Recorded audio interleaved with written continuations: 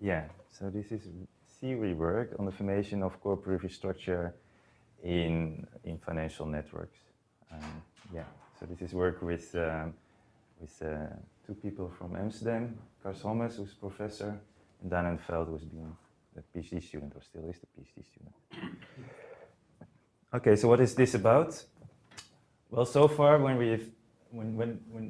in research on financial networks, the focus has been mostly on stability or systemic risk on financial networks and how that depends on the particular structure of a network, right? So empirically, there's been using data on interbank exposures at central banks. A lot of central bank researchers have done research on that. Right, it's a survey by Upper. And then many people here has done theory work on systemic risk, on contagion, on particular network structures, right? Now, the point of this work, which is very important, is that usually the network is assumed to be exogenous. Yeah, but networks are not exogenous. The banks, they decide to trade, to put in exposure, to have a trading relationship with another bank, and they do it for a reason. I guess they want to maximize the profit, as we typically assume, right? So this raises questions of first, what structure do financial networks have, and why do financial networks have the structure that they have? Okay. Now, regarding the structure, there's been now some research that claims that the structure of financial networks of exposures is pretty well described by core periphery structure. So in the previous presentation, you saw a good example of that, right? So core periphery means that basically there's a two-tier system. There are big banks or core banks and periphery banks. And core banks, they all trade with each other and also with periphery banks, but the periphery banks only trade with the core. Yeah. What is quite interesting actually with these papers that I mentioned is that they also argue that after the crisis, this fit of the core periphery structure became a bit less. So it is something which is actually more relevant before the crisis in normal times. Yeah. So yeah, you can look at these two papers. So small example of a core periphery network. No, okay, so there seems to be core periphery structure. So now the next question is, why do financial networks have this core periphery structure, right? And these are important questions yeah. And these are basic questions on the industrial organization, right? So why is there? And we need to understand it, basically to understand the benefits and cost of policies. So this is a policy slide, more or less, but it's good to put it over here. So answering this question will help us understand what are the benefits and costs of having a particular network structure, apart from systemic risk, right? Because of course systemic risk has its own costs and benefits. But the point here is that, so how can a social, if a social planner wants to influence a network, right, say to minimize systemic risk, how does it do it? He has to put some regulation on the banks, constraints on the banks, right? And that will put costs on the bank itself. So, but to understand what the costs are of regulation, what the costs are of changing network structure to minimize systemic risk, you need to know why the structure is there in the first place. Okay? So this is a paper basically to understand why the structure is there and model it and see, and then later on in future research, you may think of, okay, how does systemic risk come into play? Because this is, in that sense, this is a more paper, not so much about crisis, really about understanding the network structure. Okay. So what do we do in this paper? We consider a theoretical network formation analysis of basically it's a trade network. It doesn't have to be applied to financial networks per se, but it really is very suitable to it. And we focus on the role of intermediation. Yeah, so we assume that trade opportunities can be realized directly or indirectly through an intermediator. And okay, now important thing in the whole paper, that's also why this question came up in the previous talk, is that basically we'll assume imperfect competition between intermediators, right? So if there's only one intermediator, monopolist, it will extract a lot of benefits. The more intermediators, more competition, the lower the intermediation benefits. Yeah? The other point is that we basically allow for free entry of intermediators. So any bank can decide to become an intermediator by creating links with everyone. Yeah. Now, what do we get from this analysis? Basically, the main result is that, in one word, you need heterogeneity to understand the core periphery structure. That is, if you assume that ex ante banks or agents are all identical, then it's very difficult to understand this core periphery structure. And formally, what we show is that under some conditions, general conditions, the core periphery structure is not equilibrium or unilateral stability. But if you then introduce heterogeneity, have big banks and small banks, yeah, then it's much easier to understand this core periphery structure. So how does this relate to existing literature? A lot of references. So the technique is from network formation theory, which, well, Sanjeev has been a main contributor in this field, and I have a reference to his textbook. The two papers that are closest are Goya and Vega-Redondo.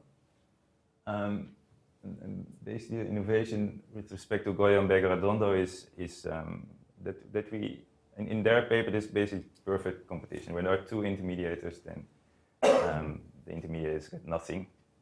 In our case, they still get a bit, and that turns out to be important. And yeah, in terms of financial networks, this has basically been very little, although this year there seems to be a couple of papers coming on. I think next week there are a couple of presentations, but so far only Anna Babus in the past worked on this. So the second paper that's related to ours is Babus, 2011. Okay, yeah. Okay, so let me go to the model that we have. So consider an undirected network, which we denote by G, and Grj1 meaning a link.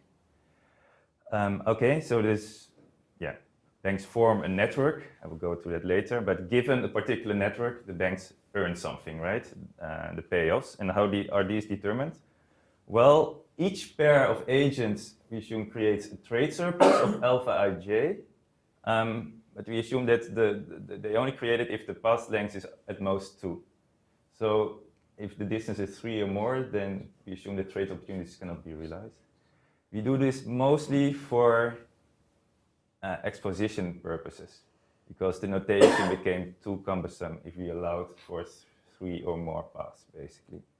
And yeah, already here that it can be quite difficult maybe to follow the model.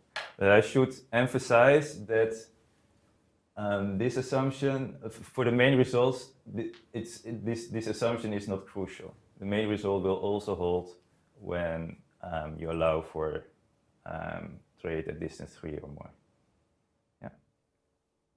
So I don't understand what the problem is. Like, created trade surplus for whom? Who gets this payout? I will go to maybe that. So basically, I wants to trade with J, yeah, and then I and J get benefits. This is a trade surplus, alpha ij, and this gets shared between I and J and the intermediators. So that's this point here. Yeah, but where does it come from, this surplus? Just like this? So this is, okay, I will say something about it, but this is, you can think of this as interbank, yeah, from daily operations. Some banks will have a liquidity shortage, some banks have a liquidity surplus, they want at the end of the bank to have it clear. So they have a trade opportunity, otherwise they have to go to the central bank to either the discount window or the lending rate. Yeah, you should. So if I have a complete network, that's the highest payoff. Everybody gets payoff. So if everyone is connected within distance 2, then the total surplus is is maximum. Yeah. So basically, we do not. Yeah. As long as if the distance is 2, basically. So there's no congestion penalty or loss that can come from a link. By more links, we introduce cost, also cost of creating a link. Yeah. Okay, and the cost there you can think of monitoring cost. Yeah. I will have a slide on this as well, so I will come back to that. But okay, but first on the trade. So if I and J are directly connected, then they split the surplus. If they trade through an intermediator or multiple intermediators, they have to share the surplus with those intermediators. And in what way? Well, the more intermediators, the less the intermediators get, and the more the I and J get, the end nodes get, right? So just to, well, show it here in single pictures. So if there's only one intermediator, then the 3 parties split the surplus evenly. They get 1/3.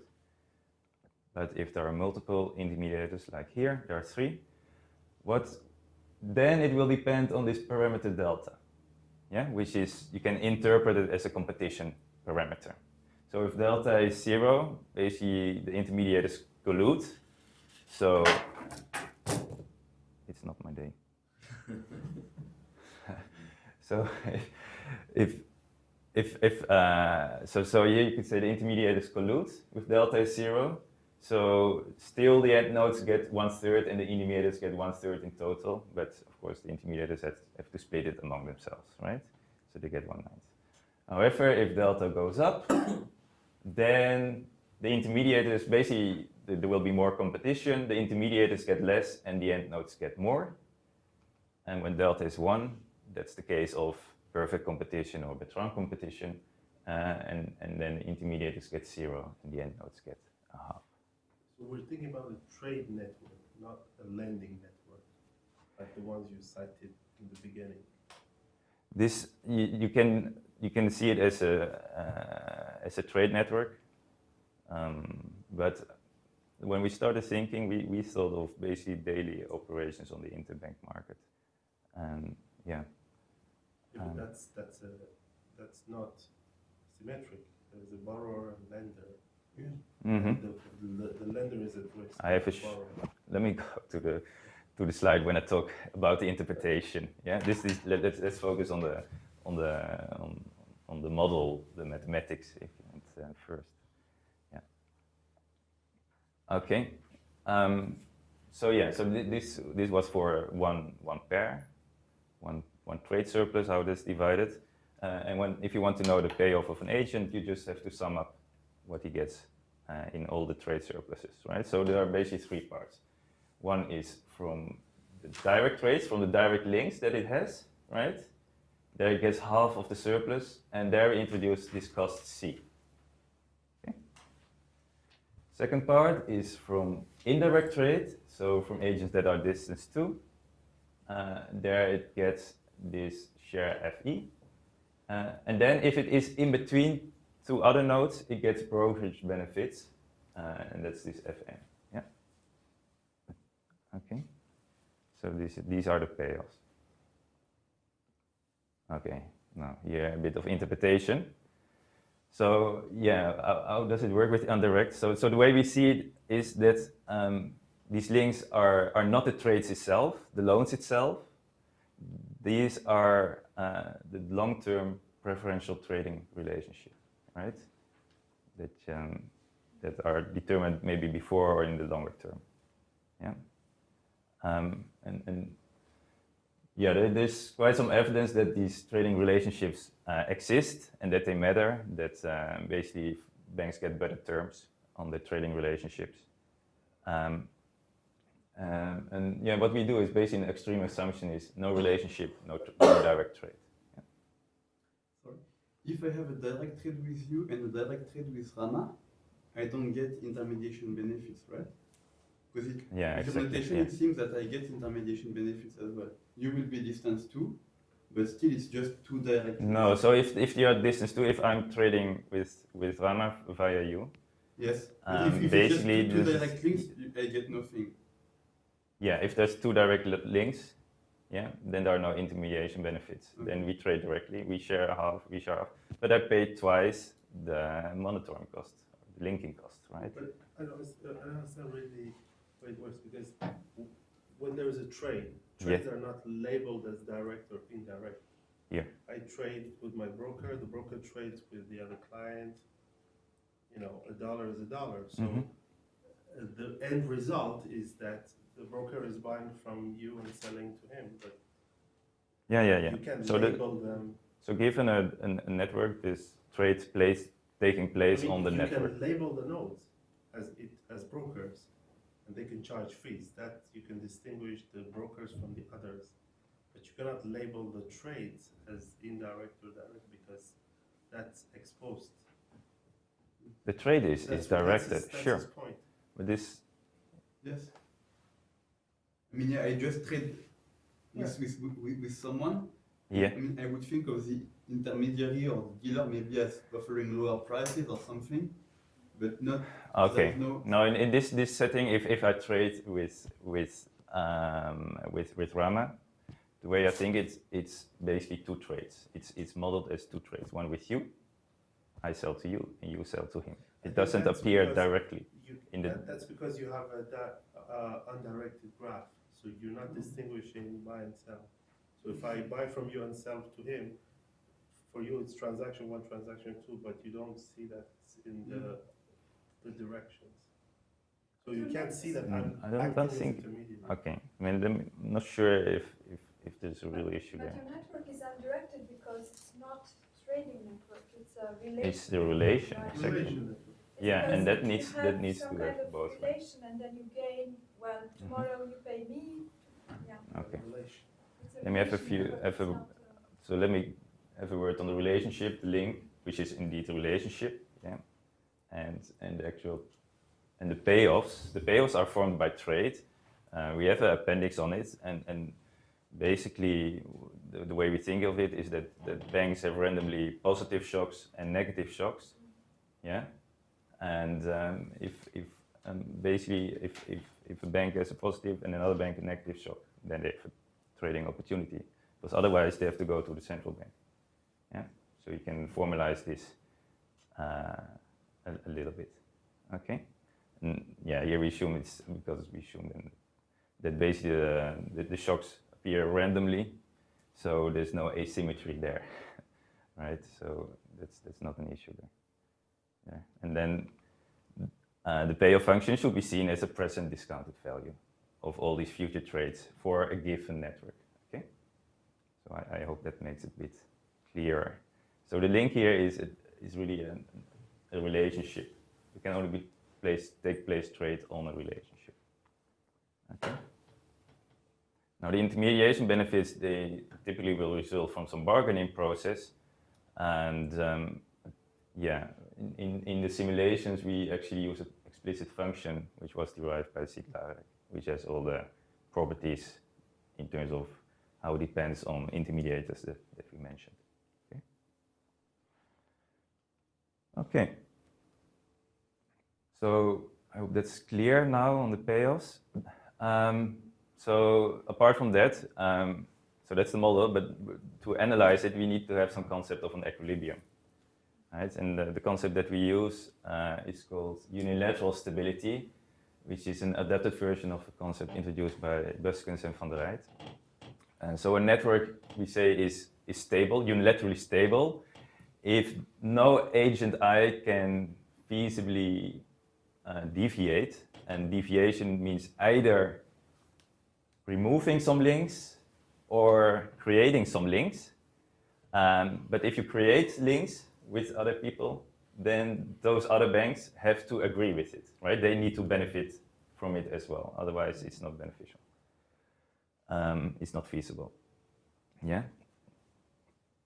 Now, this is more general than other measures, and we use this measure in particular to allow for the formation of multiple links at the same time, such that any player can become a broker. Because in order to become a broker, or to become part of the core, you need to create multiple links with everyone. Yeah. So that's the main reason. It turns out to get quite strong results. Linked to stability. Why do you call this unstable? Yeah, this is the word that you use in network formation theory, right? It's considered a static concept actually. Yeah.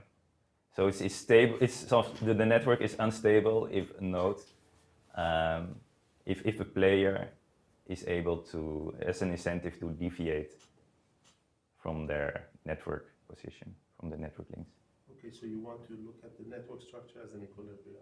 Exactly, yeah. So what we want to do is to consider core periphery network and see if no one has an incentive there to deviate. Yeah? Okay, to get a bit of an idea of this network concept, for example, consider a star network, which is this, with delta 3/5, so intermediate competition and the cost of creating link 1/6. These are the payoffs that you will get, right? Of course, the center of the star here gets a lot of intermediation benefits, so its payoff is pretty high. And so the question that we typically ask, is this network structure unilaterally stable? Now, yes, no, in this case. Why? Well, in this case, for these parameters, but it's actually quite instructive to understand, player 2 here has an incentive to become an intermediate as well. So player 2 is beneficial for player 2 to create links with 3, 5, 4, and 6. So what distinguishes player 2 here? What's special? Nothing compared to any other peripheral banks. Right, They but could all be like yeah, of course, player 3 has the same incentives, but I just picked player 2. In that sense, it's just anonymous. Okay. Sorry, can you come back to the previous slide?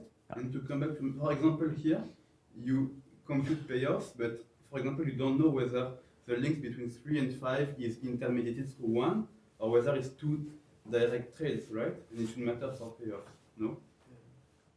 So there are multiple set of payoffs to this network. So basically, the history of trades, right? So 3 here will trade with everyone. No, but just look at this network, and here you say this is the payoff for 5, but you don't know if 5 is enjoying intermediation payoffs or not. Maybe it's just direct links, no? I think. Yeah, no, but here you can split up. You can directly compute here. Yeah, one has I don't know how much time I have. I don't have much time. Otherwise, I would do it on the board. But one has direct trades with 2, 3, 4, and 5. Yeah. Yes. But has to pay a cost for it, but gets half of the benefits there. But one also gets intermediation benefits of being in between 3, basically between these four players. So 4 pairs, so six pairs, 4 over 2. Each graph you associate the pair. There's no history dependent. It's a static analysis. Okay. Yeah, but well, it's not. Yeah, it's not specified, is it? Because we don't know whether 5 is. No, but here you could split it up. Of course, you could split up the terms, but it's not. Yeah, I think that's crucial. So you take your graph. Yeah. And then you look at all pairs within distance 2, and then you pay to the intermediary. So one gets paid several times for each of the pairs for which distance is less than 2 and it's in between. Yes. That's it. Yeah, exactly. Yeah. If you're in between 2, you get always paid. You're called intermediate. Is it clear or? No. No. I mean, the I think que- the I mean, slide I mean, will the- define the- the the picture is Let me- ambiguous. I ambiguous. trade directly with you. Yeah. You get half, I get half. Yeah. I trade with Rama, I get 0.5, he gets 0.5. The payoff should be 1/2, 1, Yeah, 1/2. because you're thinking And of this is not what dynamic is going to scheme. happen here, because you will have this intermediation Because trade-off. you're thinking in terms of you do trades in time. That's Yeah, I think that's a bad analogy because Yeah. this is not what's going on. I think the Yeah, slide yeah, where yeah. he defined the payoff was give me a graph, Yeah. I compute the payoffs. Yeah. Mhm. Am I- Yeah, the payoffs Static are, yeah, analysis. maybe that's a difficult thing, but the payoffs are here, you should see them as net present value of future trades. And here it's assumed that between each pair, all the pairs, they in the future, they create the same amount of trade, same amount of surplus in potentially, yeah? I think that, I mean, Andrea said it correctly, it's not a trade network, it's a relation network. Exactly. So in this Exactly. assumption, we are assuming that 1 and 4 are actually just doing a direct trade. Exactly. Fine. Yeah. Okay. Trade they could do. Every edge actually has a direct trade going along it, and every 2 link has intermediation in the middle. Exactly. Right. If you think Yeah. about it, it's like in flows. You have the transportation network, and then you have the flow going on your infrastructure. And for you, it's the infrastructure, right? It's like the relation. Exactly. Yeah. It's the infrastructure. That's the way you can see it. Yeah. Okay. Yeah. So here in this example, if two has an incentive, every periphery bank, but let's focus on two. Two has an incentive to create links with all other banks, because then two gets also part of the intermediation benefits, right? And will earn more. But also the periphery banks benefit from it, because now they have an option from 2 intermediators. Yeah. So they pay lower intermediation costs. So from that picture, would it now benefit 3 to become an intermediary? That I think with these parameters, no. But yeah, of course, it could go on. Yeah, that depends on the parameters. Exactly. Can you just repeat again, what's the cost limitation that hinders now the rest of them to build more connections? Sorry, What's the driving force again that hinders additional connections? here. Cost of building one. So 3. I mean, it has to pay cost, right, to create links with 4, 5, and 6. Okay. Yeah, and the intermediation benefits will decrease. It will get share of the intermediation benefits, but with more competitors, the intermediation benefits decrease. So at some point it will stop. Yeah, but it might go to the complete network, right? Okay. Note that player 1 does not benefit from it. It loses here in this case, right? Because it now has to share the intermediation benefits with player 2. But player 1 is not able to prevent that. Yeah. Okay. So good. So let's go to the main result about core periphery network. So let's first define what a core periphery network is. So it's a network where there's a core and a periphery. Within the core, it's totally connected. Between periphery banks, there are no links. And at least each core agent has a link with a periphery agent and vice versa. A special case of that is a complete core periphery network where each core bank is linked to all periphery banks, agents. So just in the picture, this is an example of core periphery network, but this is not complete. This one is complete. Yeah? Okay. So yeah, let's go to the main result here. So first consider the case of homogeneous agents. That is that alpha ij is 1 for each pair. Okay? So in this, for every periphery agent is linked to every core agent, is it? Yes. In the complete core periphery networks, Okay. that's like that. Yes. Yeah. But they are regular in the sense that the periphery players will be linked. So somehow each core agent has the same number of links, isn't it? Yes. Okay. Yeah. So in that sense, it's symmetric. It's only two types, core and periphery, but within the type they're totally identical.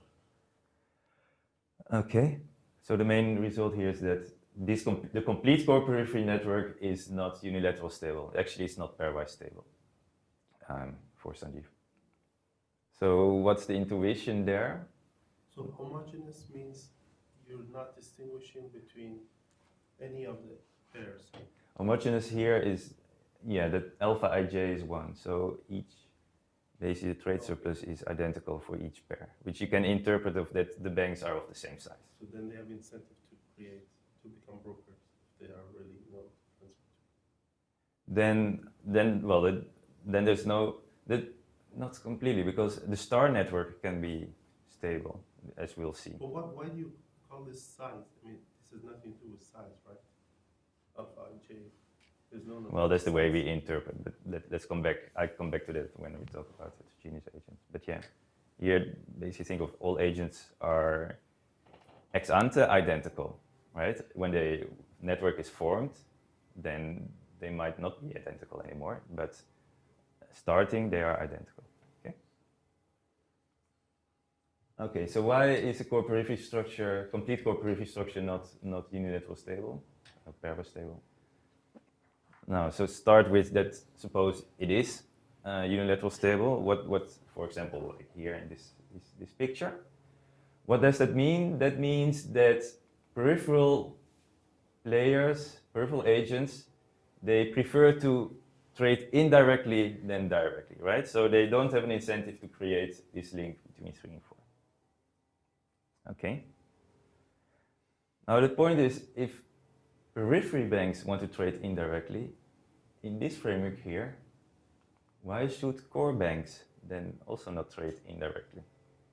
Actually, it's for core banks, it's more beneficial to trade indirectly than for periphery banks, because the core banks, they have links with everyone. So they have the choice of n-2 intermediators, while periphery banks only have the choice of k intermediators, right? So there's a conflict there, right? So if periphery banks wants to trade indirectly, then core banks also should trade indirectly. And So 1 and 2 are core banks here? yeah. But they're not. They're They're not not connected. in that picture. They are. Here, to start with, they are connected. The point here is that they have an incentive actually to delete this link. Okay, so it's not stable. It's not stable, exactly. So that's the main argument. Okay. Now this is for complete core periphery networks, and then you may ask, what about incomplete core periphery networks? So there you can have special cases. However, if the network is very large, and then a core periphery network, any core periphery network becomes unilaterally unstable. Yeah, so that's what the theorem here says. And basic intuition is quite straightforward. That is that, the intermediation benefits, they increase quadratically, right? Because the number of pairs increases quadratically. And the linking costs increase linearly. So if you increase n and keep k constant, then at some point the intermediation benefit starts to exceed, and a peripheral bank has an incentive to become a core bank.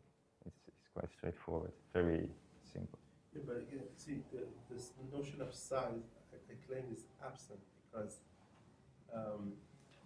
if you think about this as something like brokerage, I can't become a broker because I need a sufficient capital to do some of these operations. And so there should be some notion of endowment or size. Right, The right. maximum number of links I can make. Maybe that's how we can introduce it.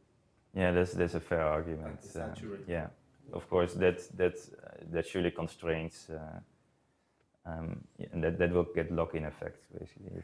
It will be very difficult, of course, for new banks to become an incumbent. No, you're right. So, that's.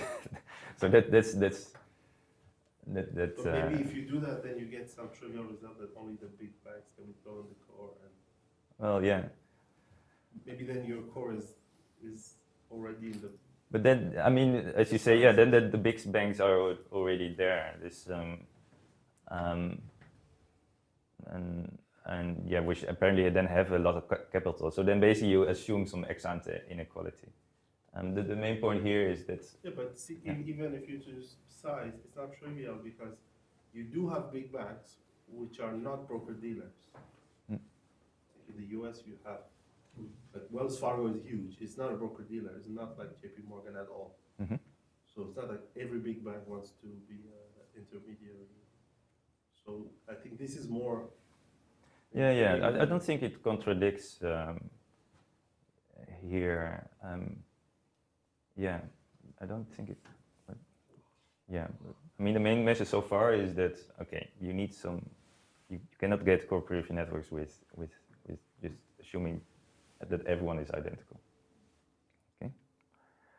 Okay. If core periphery networks are not stable, so what kind of networks then do you get? And to have a little bit of view on that, we consider a very simple dynamic process that you can analyze analytically. So that works as follows. You start with an empty network, and then you line up the agents and let them one by one in sequence take the best feasible action. Yeah? And then at the end, you go back to bank one and go around. So this is basically the same as in Kleinberg. This process always converges in this setting, not in general, but in this setting, the process always converges and the resulting network is unilateral stable.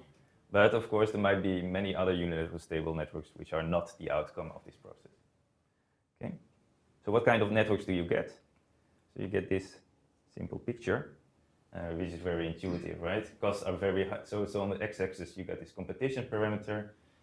On the y-axis, the cost of linking. Costs are very high, then no one wants to create a link.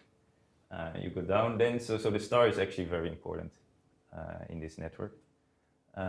When costs are very low, then you get a complete network, because there's no, then you want to trade directly, basically. And instead of core periphery networks, what you get are multipartite networks. Yeah? So what are multipartite networks? Well, this is one example. Yeah. Sorry, previous picture. So how does this picture move with n? When n goes up? Yeah. If it's, I don't know. Because it's, yeah. this trade-off you mentioned earlier, quadratic versus linear, should kick in. So you would expect the multipartite network to disappear. I need to check. Okay. Yeah, good question.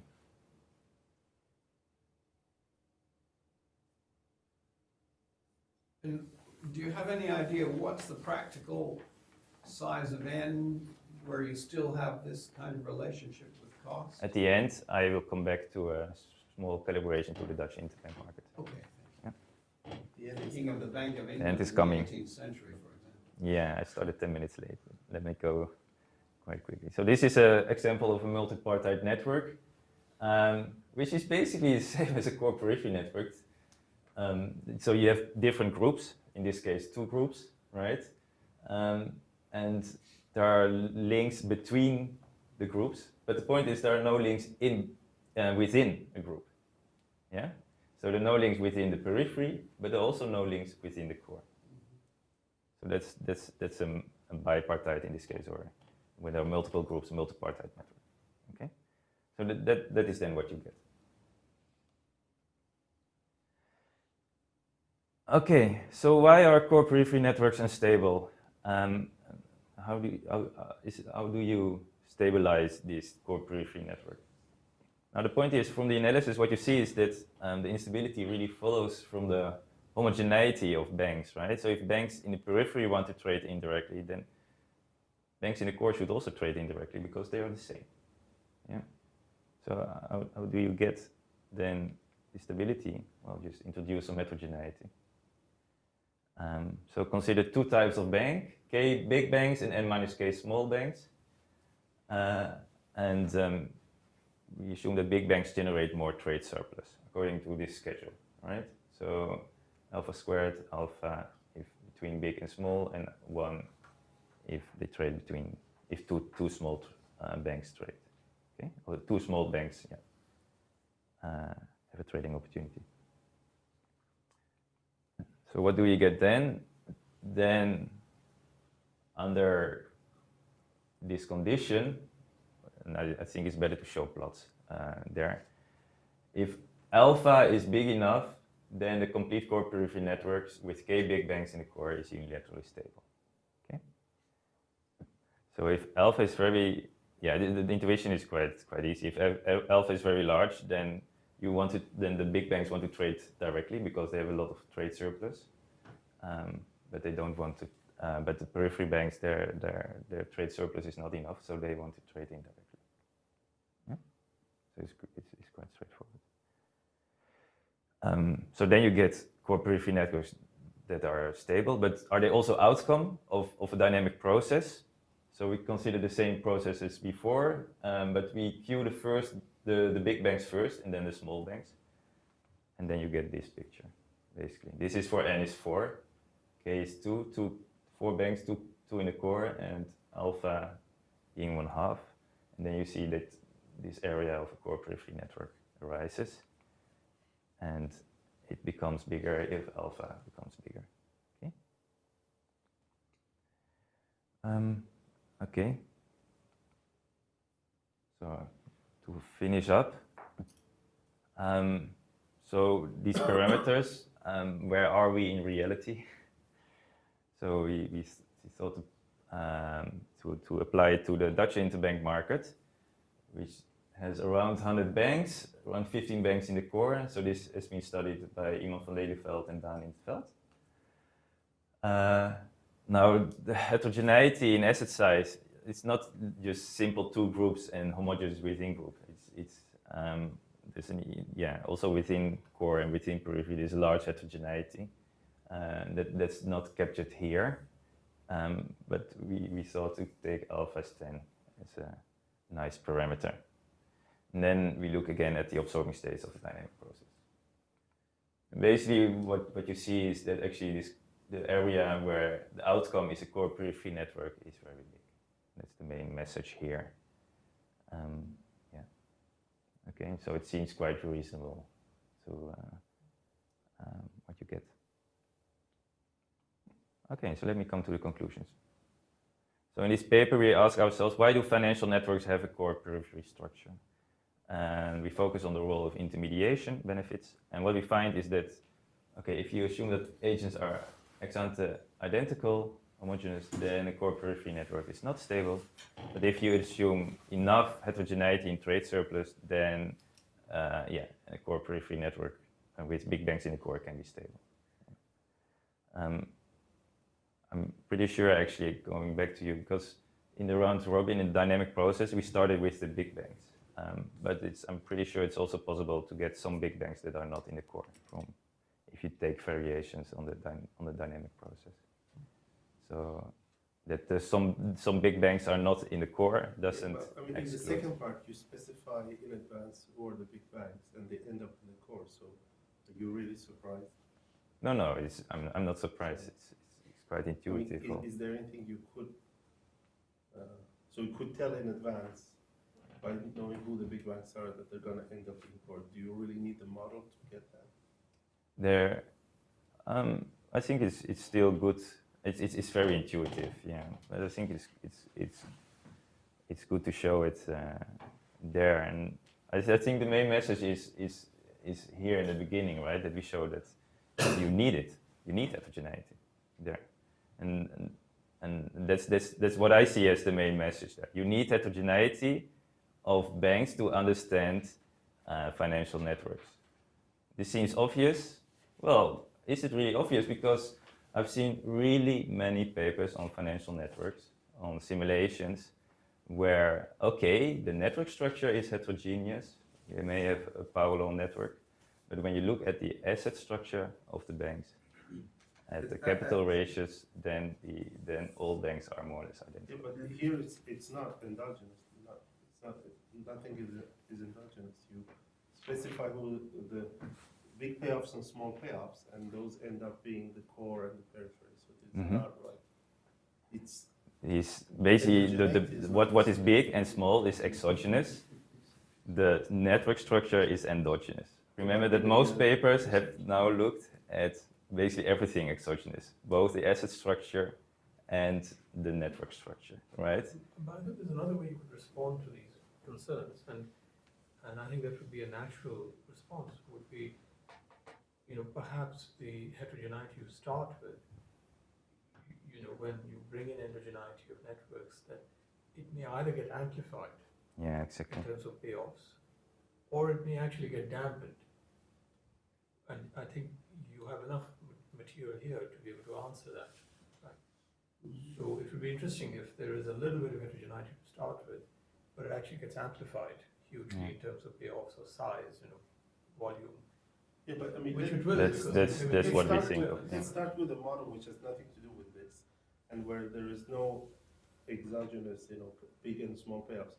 Let's take the well-known Albert Barabasi model, where you have scale-free network, Mhm. where you just have all the mechanism. Every time The you have preferential attachment issue. yes, preferential attachment. So there's no surplus, no game is being played. It's just mechanical.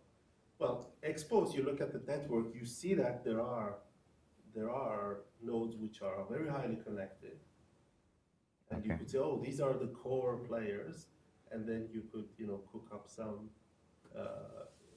payoff that would give that. But actually, that's not how they ended up like that. So it doesn't mean because there is exposed heterogeneity in the network structure that the formation process has to have this heterogeneous payoffs. In the preferential attachment, they come up naturally because after a few rounds, some nodes have an initial seed, which is, they are more connected. So in the next rounds, they get the heterogeneity is built in. And the point is that financial networks do not have a scale-free network structure. That's what these papers of van Lelyveld and Danintveld in particular, and they compare the core periphery structure with a scale-free structure, and these it's important. These are not the same. It really seems that the network structure is not like a scale-free network. These are That's there one are more thing. than 50 papers on empirical studies, and some of them point to scale-free. So I mean, I'm not obsessed with scale-free. I'm just saying that you can have a dynamic process where you start from something heterogeneous, but then there is a build-up of homogeneous.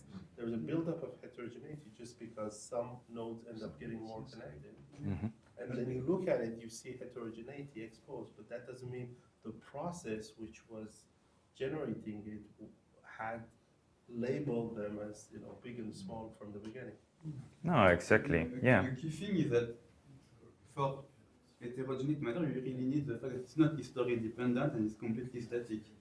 If you make it, if you really have a matching process and history dependence, as I was suggesting in my first comment, then you don't need this heterogeneity ex ante any longer. Yeah, exactly. So yeah. the fact that it's static is really key to the result. Yeah. You can think of it in the short term, yeah, but at least, I mean, as I said, I've seen papers on the systemic risk where the asset size of the banks are identical. For me, that doesn't make any sense. That's one thing. Yeah, but maybe they don't look Yeah. at this question. Well, no, but